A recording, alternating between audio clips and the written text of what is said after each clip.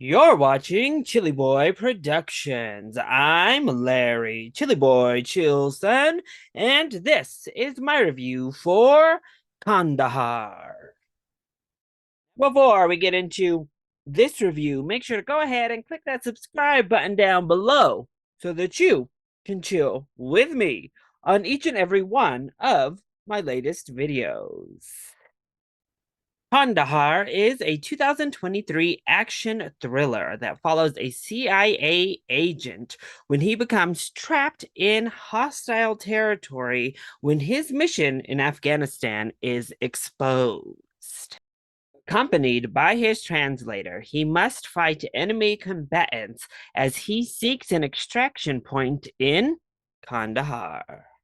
I saw Kandahar at the Regal Mystery Movie Monday for May 15th, and I kind of had a feeling this was going to be the film based on the clues and what was coming up. Needless to say, when I saw Gerard Butler once again fighting brown, foreign bad guys. Oh Lord. Again. A fucking again. Yeah, if you watched my review for Plane, you'll kind of know how I feel about this Gerard Butler shtick at this point. But although I already went in a little bit annoyed at yet another one of these films, I was hoping maybe this would give me something a little bit different.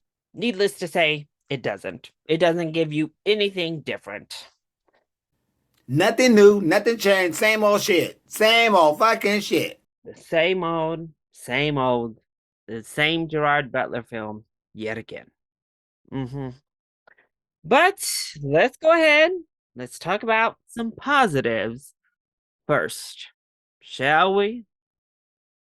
Well, I will say if you like these type of war extraction movies, this isn't the worst one I've seen. There is some excitement to be had. It comes in spouts because there's actually long droughts between like actually exciting set pieces. But there are some also isn't completely ragging on Afghanis and Iraqis and Pakistanis. It has some positive outlooks, which is nice when it comes to the Muslim cultures and particularly translators and their role in our wars. So it was nice to have that little bit in there. And it's not orange. Yes, that is a positive. So often, including Plane earlier this year, starring Gerard Butler, films set in Mexico or Middle East specifically have this orange overlay on top of them, this orange filter that drives me nuts. And I'm happy to report that Kandahar does not apply such a filter. But that's basically where my positives end because, well, Kandahar delivered exactly the disappointment I was anticipating. So let's go ahead and talk about why it was such a disappointment in my negatives. Well, I'm going to continue to rag on it until it stops. Gerard Butler fighting brown people in foreign lands. It's tired.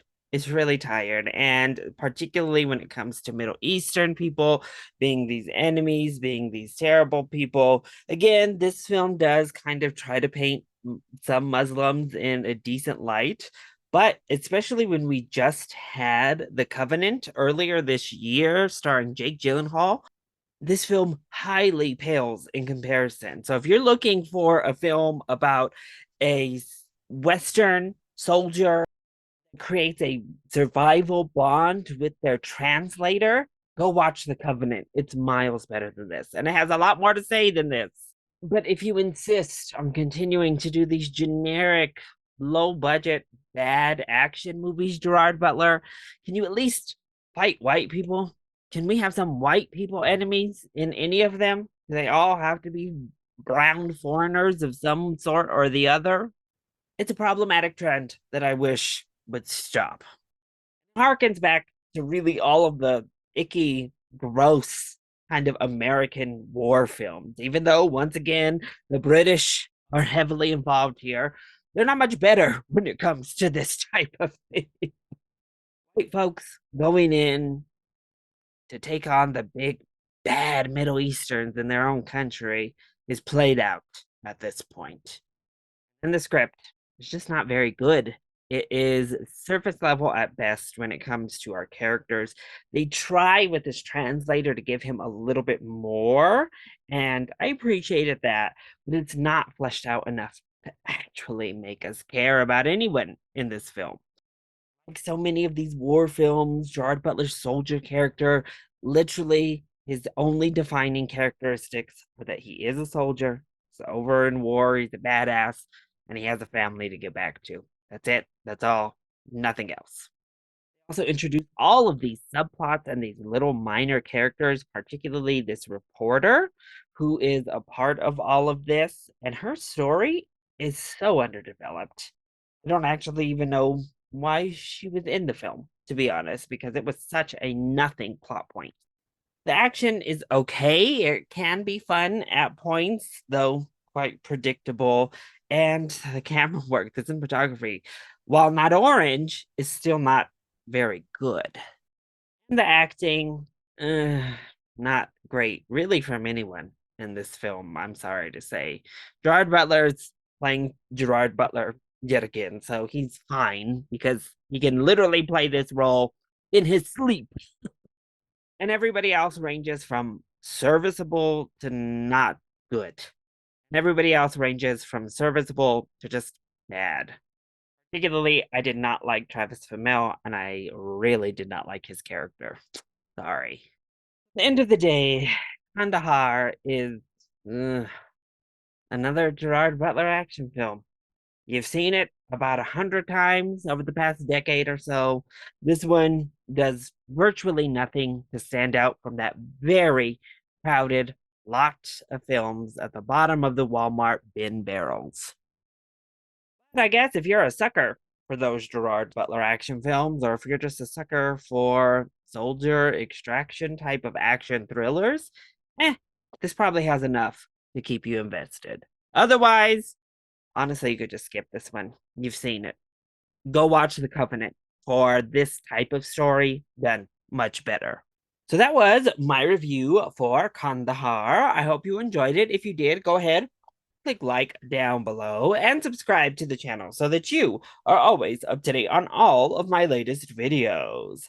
Also, join in on the discussion. Did you watch the Monday Mystery Movie? If you did, let me know your thoughts. Otherwise, are you going to check this out?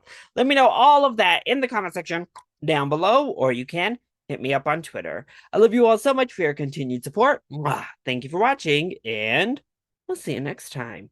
Bye.